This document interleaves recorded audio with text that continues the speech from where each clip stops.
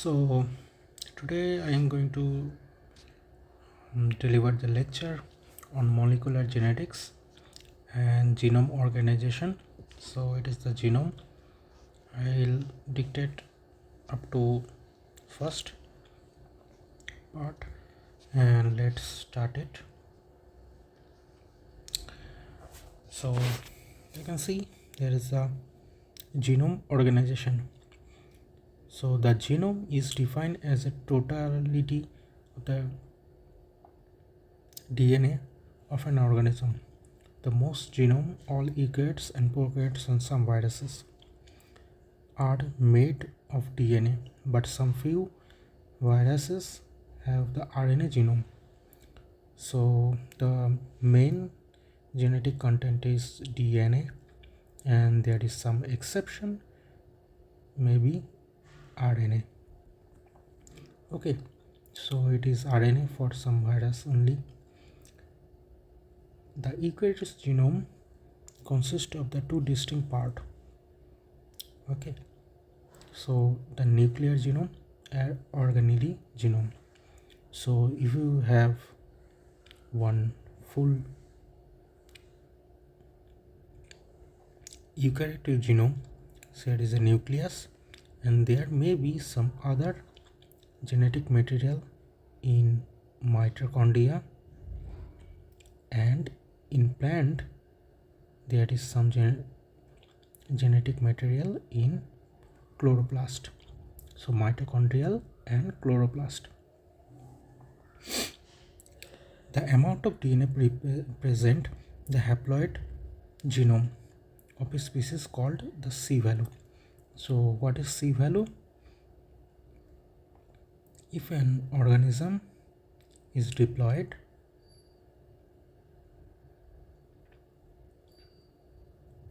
so it is diploid to N, so the N will be, in the N, the total amount of DNA is called the C value. So the C value measured in base pair, so it could be range from less than 10 to the power 6 in small eukaryotes and mycoplasma, and more than 10 to the power 11 base pair. The genome of the higher organism contains the large excess of DNA. So here this sentence is called the large organism has more DNA. So let's pause it. So here is the chart of C value of different organism. So let's see it. The virus, which is very small organism, very few number of gene, so it is between this, means some viruses have like 10 to the power 4 base pair of DNA, some viruses have 10 to the power 5 base of DNA, so it means 10 30, 10 to the power 4 means 40, and to the power 5 means there is a 50 of base pair. Okay, so there is the whole list. You can see the fungus. The fungus start with 10, almost 10 to the power 7 to 10 to the power 8. If you go to mammalian, where the human ally, and there is in between this 10 to the power 9 and 10 to the power 10, and here you can see the flowering plant have wider range of C value. So next, so here is the C value paradox. The DNA content of the haploid genome is related to the morphological complexity of lower eukaryotes. but it varies extensively among the higher eukaryotes. So it means, like if you see the virus, a small not say organism, a small organism which has the very less number of DNA content, whereas the human, which is a larger one, has the more DNA. So it means the higher the organism, the higher the C value.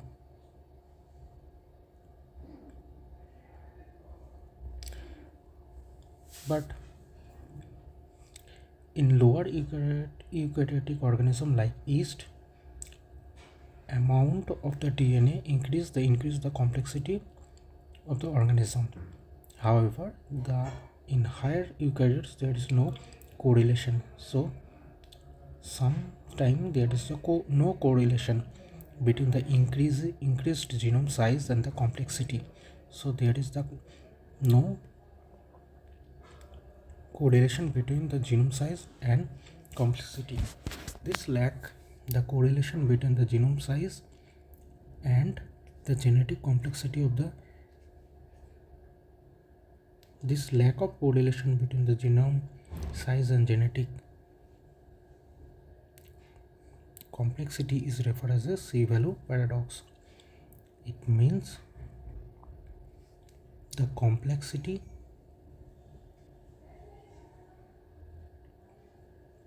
in x-axis and the C-value in y-axis. If organism has less complex, its C-value is less. If organism has the more complex, then the C-value is high. But sometimes if the organism is more complex but still their C-value is less, so it is not a well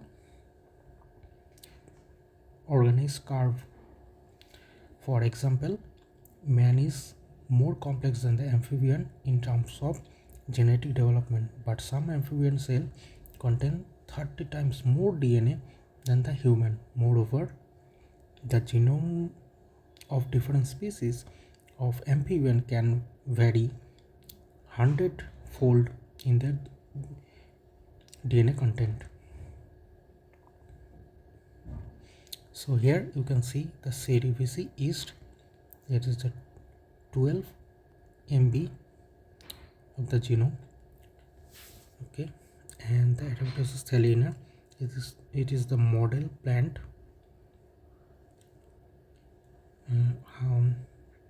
110 of the genome, same as the same human Homo sapiens. There is a 330, it means 3.3 GB of bases in human genome. So that's all for today's lecture. I will dictate the next part in the next video. Thank you.